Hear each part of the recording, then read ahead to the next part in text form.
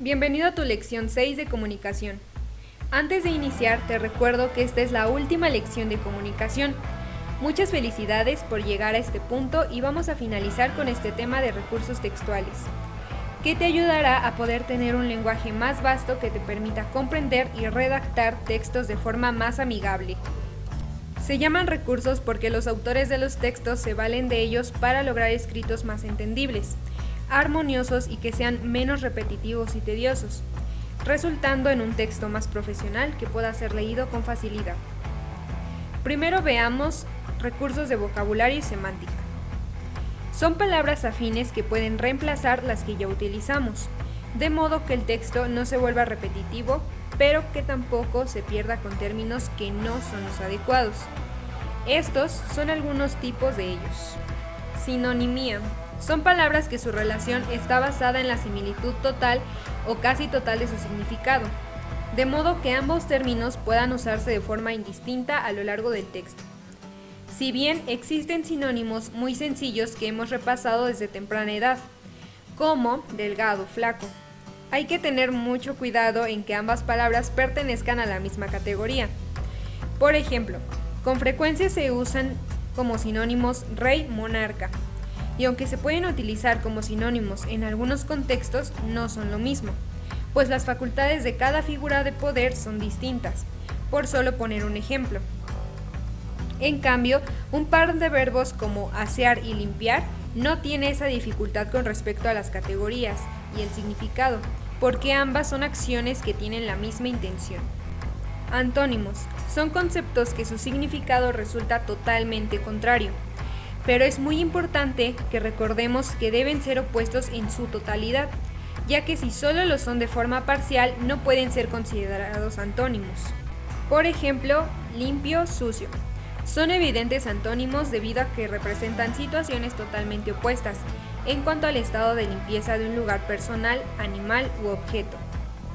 Por otro lado, un ejemplo muy evidente de lo que no es un antónimo es cuando leemos mamá, papá. Quizás cuando éramos pequeños estudiantes podíamos observar ambos términos como antónimos, pero a este nivel no puede continuar esa idea, porque ¿qué marca la oposición entre un padre y una madre? ¿Bajo qué criterios podemos decir que son contrarios? Ni su carácter ni sus labores, ni mucho menos su género representan ser contrarios o excluyentes. Por ello, los antónimos también deben pertenecer a la misma categoría. El siguiente es la hiponimia. Este recurso se refiere a tomar un elemento individual para identificar toda la categoría gramatical a la que pertenece. Es decir, que con solo una parcialidad podemos dar por entendido un conjunto más grande. Por ejemplo, si un amigo nos invita a tirar unas canastas, podemos identificar que nos está invitando a jugar básquetbol. El deporte incluye correr, hacer pases, dribles, evitar que el contrario anote y muchas cosas más que solo tirar a la canasta.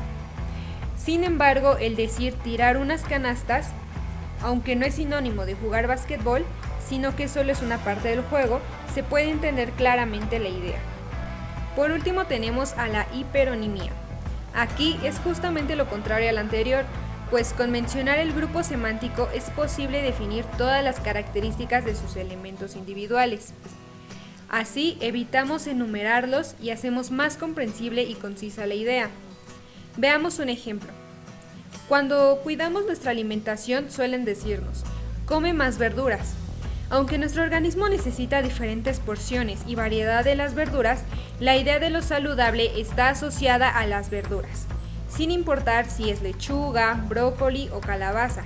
El punto es que el consumo de las verduras como totalidad es lo que se considera sano al momento de hacer una dieta. Ahora vayamos con los recursos retóricos. También llamadas figuras retóricas son elementos textuales que vuelven al escrito más bello y atractivo, alterando el lenguaje en frases que no cobran sentido de una forma literal, sino solo cuando los empleamos de forma poética. Son más recurrentes en la literatura, la poesía, la música o las cartas. Vamos a ver los más importantes. El primero de ellos es la metáfora.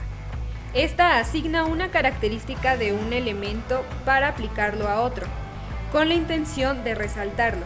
Por ejemplo, es como hablar con una pared. Es un ejemplo donde la persona es tan cerrada a escuchar que se le asemeja a una pared de concreto. La siguiente es la comparación. Resalta elementos con características similares para hacerlo resaltar. Un ejemplo es: su mirada brilla como el sol, lo cual es imposible literalmente, pero compara una sensación de una mirada con algo intenso como el sol.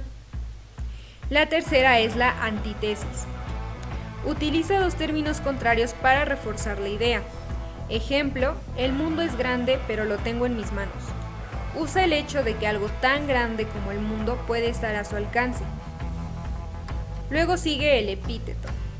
Coloca un adjetivo o palabra obvio para reforzar el atributo. Por ejemplo, estaba en la oscura noche. Es una oración que ejemplifica que todas las noches son oscuras, pero mencionarlo es con la intención de reforzar el ambiente. Después tenemos a la paradoja. Une dos ideas opuestas que resultan contradictorias, pero que contienen un mensaje reflexivo. Por ejemplo, hace un tiempo lo barato me salió caro. Puede parecer algo completamente contrario, pero da la idea de que algo sencillo se complicó por tomar el camino fácil. La siguiente es la hipérbole. Propone una exageración de la realidad para reforzar el mensaje, como cuando decimos: me comería una vaca, para referirnos a que tenemos mucha hambre, claramente exagerando pero haciendo notar la idea. Y por último, la prosopopeya. Esta atribuye cualidades humanas a animales, cosas, sentimientos o situaciones. Por ejemplo, al decir: la luna me acompaña todas las noches. Usa a la luna, que es un elemento inanimado, como si fuera una persona que está con el autor, cuando, aunque no quiera la propia luna, siempre va a estar cada noche. Y por último, los paratextos.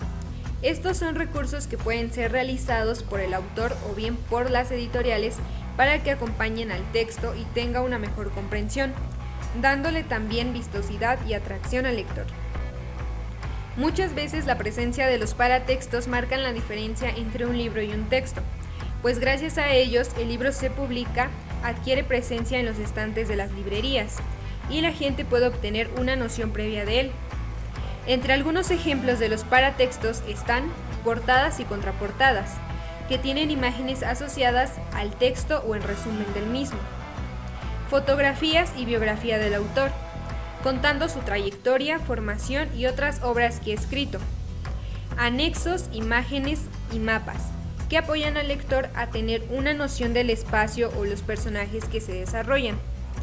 Reseñas del texto, cuya intención es que los posibles lectores se animen a adquirirlo o llevarlo. Prólogos y estudios introductorios, sobre todo cuando son escritos ajenos, ayudan a hablar sobre las ideas del autor original y su contexto. Luego tenemos apéndices y glosarios, con conceptos o información que complementa o aclara el texto. Índices añadidos, que ayuda a un orden de textos voluminosos. Después a las dedicatorias, que nos pueden cambiar el sentido del texto o bien auxilian a entender los motivos por el que fue escrito. Y por último, la tipografía especial, que es hacer uso de diferentes letras para que sea más agradable a la vista. Estos elementos, como puedes observar, van más allá del contenido original del texto y tienen múltiples intenciones.